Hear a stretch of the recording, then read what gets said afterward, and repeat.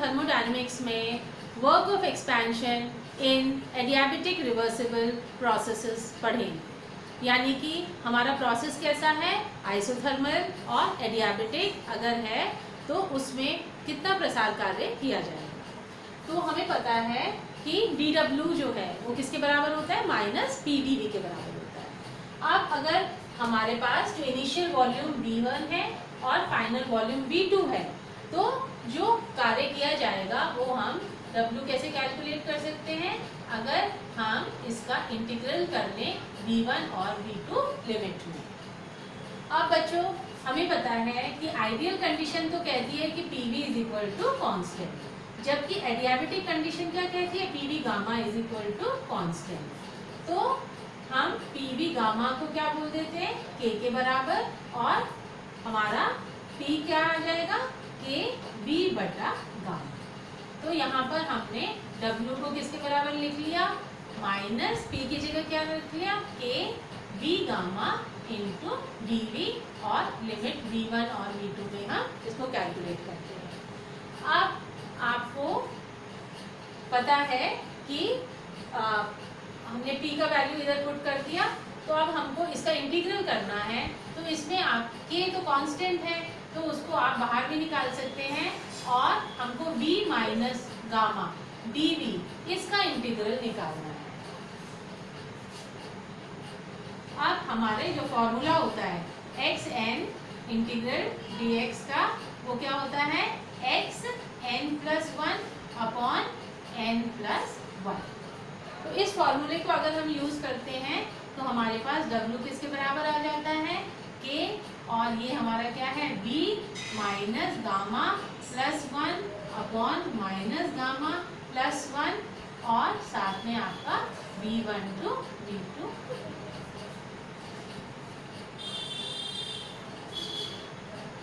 ये आपकी वैल्यू जो है आ जाती है, तो फिर इंटीग्रल हमारा खत्म हो जाएगा, क्योंकि और क्या आ जाएगा, बस लिमिट्स हमको लगानी पड़ेगी V1 और V2।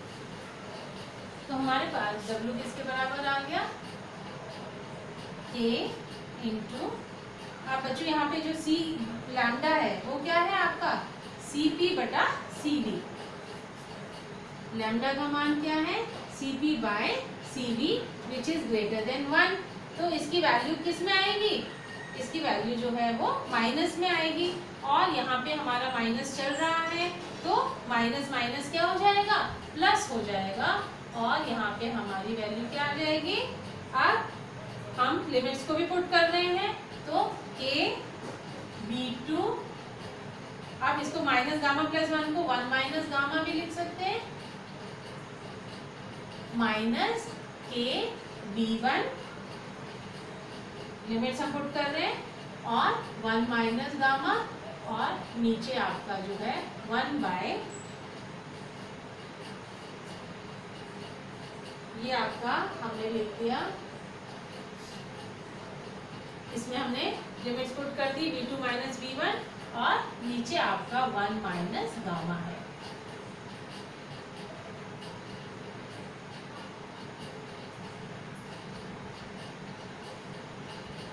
ठीक है, यहाँ पे हमने माइनस गामा +1 को क्या लिख दिया, 1 माइनस गामा लिख दिया। अब हमको पता है कि PV gamma is equal to constant, यानी कि P1 या P2 V2 gamma is equal to P1 V1 gamma is equal to K।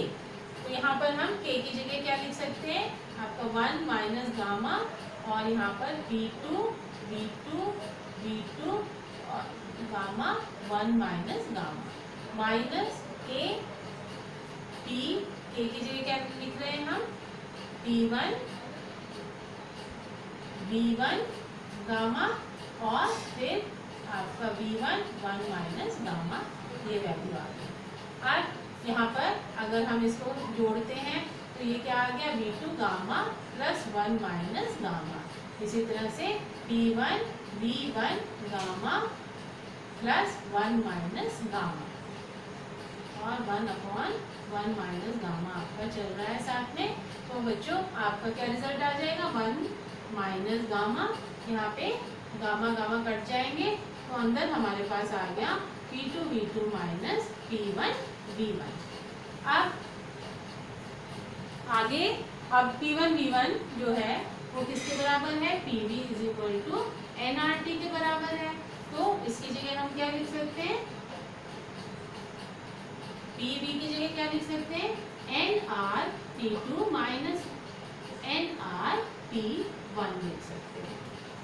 ठीक है, तो अब हम अगर n और r जो कि कांस्टेंट है, n क्या है, नंबर ऑफ मोल्स है, और r हमारा गैस स्थिरांक है, इसको हमने बाहर निकाल लिया तो हमारे पास क्या हो गया, T2 माइनस T1 आ गया। तो ये हमारी जो है वर्क डन की इक्वेशन जो है आ जाती है।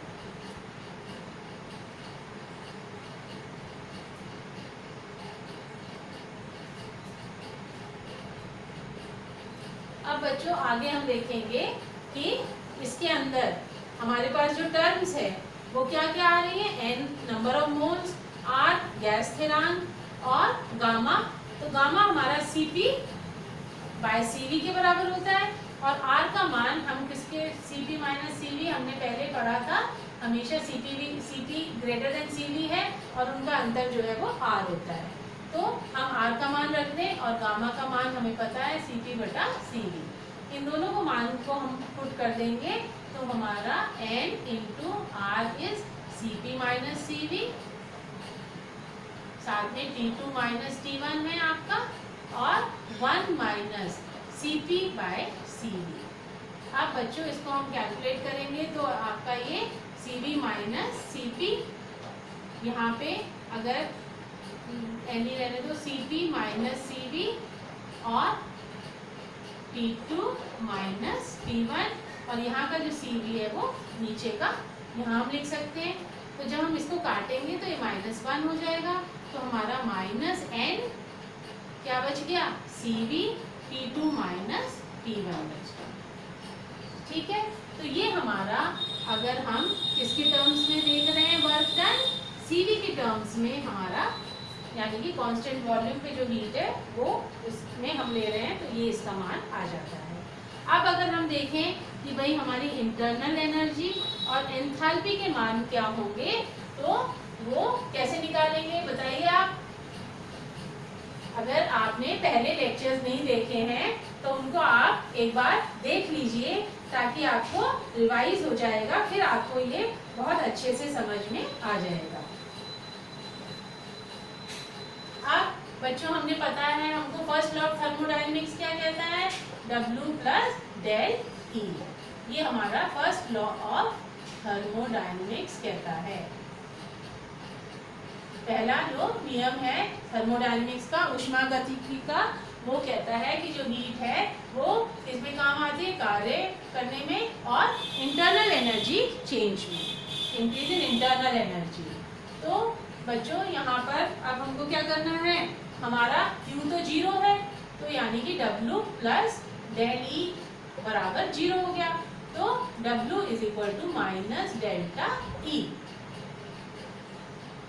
यानी कि जब कार्य हो रहा है तो इंटरनल एनर्जी क्या हो रही है, डिक्रीज हो रही है। जब सिस्टम कार्य कर रहा है, तंत्र कार्य कर रहा है, और हम तंत्र को कैसे दिखाते हैं, हम दिखाते हैं कि हमारे पास एक सिलेंडर है और उसमें हमने एक पिस्टन लगाई हुई है जिससे कि हम प्रेशर डाल सकते हैं, है ना, और यहाँ पे आपकी गैस भरी हुई है। तो अगर हमारा सिर्फ आइसोथर्मल कंडीशन है, समतापीय हमारा प्रक्रम है, तो उसमें सिस्टम और सराउंडिंग में हीट का एक्सचेंज है।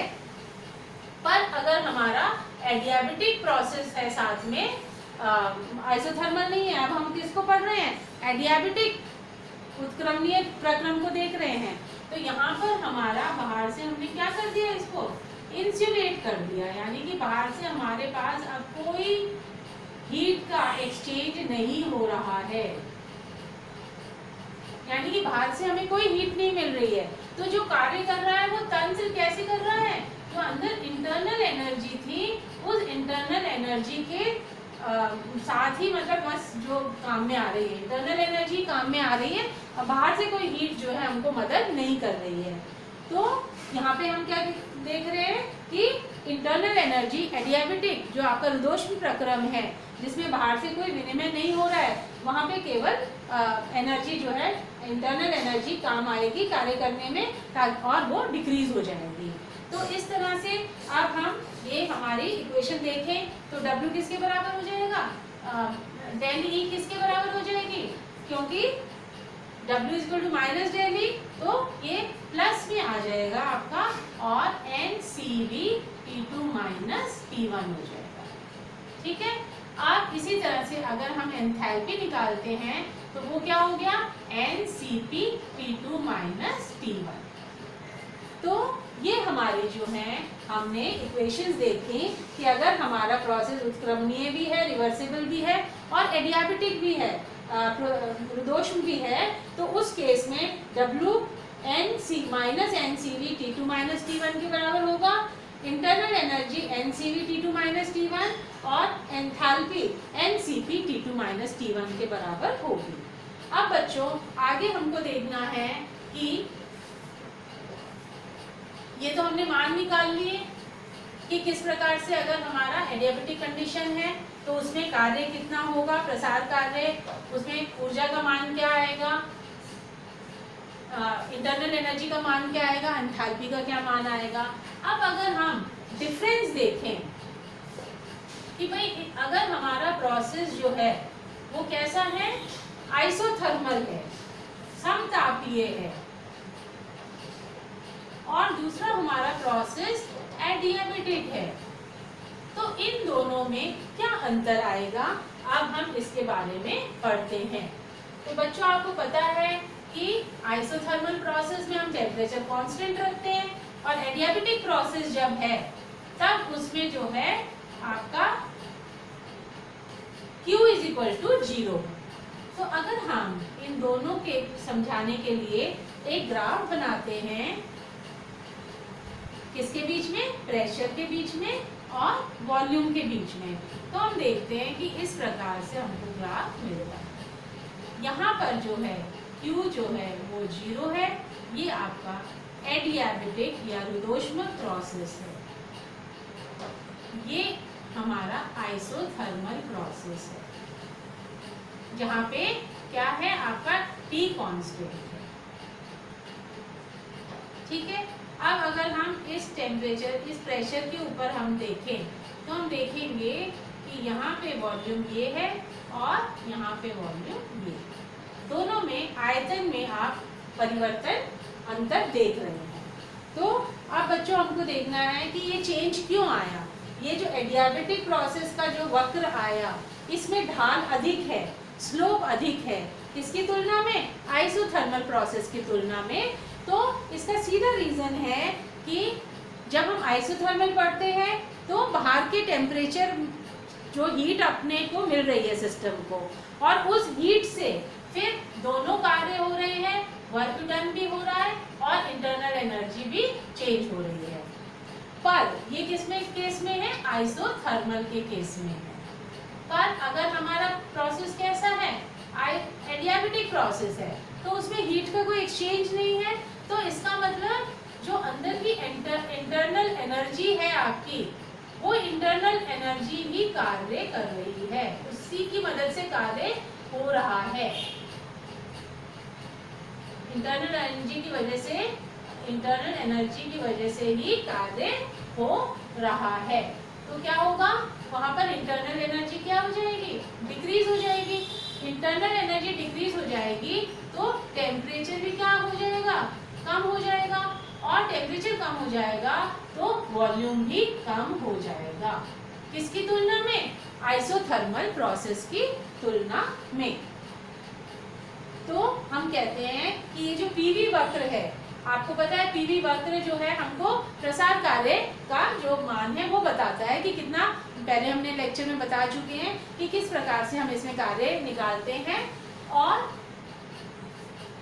अगर हम देखें तो कार्य किसमें अधिक होगा, आइसोथर्मल में ज्यादा होगा, किसकी तुलना में, एडियाबेटिक की तुलना में। तो इसका कारण यही है कि यहाँ पर तो क्या हो गया, यहाँ पर जो है इसका वॉल्यूम, आयतन जो है वो क्या हो रहा है, कम हो रहा है एडियाबेटिक में, जबकि आइसोथर्मल में टेम्परेचर कांस्टेंट है, इसलिए आयतन में कोई परिवर्तन नहीं हो रहा है। तो बच्चों, इस प्रकार से हमने देखा कि अगर हमारे पास आइसोथर्मल और एडियाबेटिक दो प्रोसेस है और हमको प्रसार कार्य देखना है, तो आइसोथर्मल में प्रसार कार्य अधिक होगा एडियाबेटिक की तुलना में। Thank you.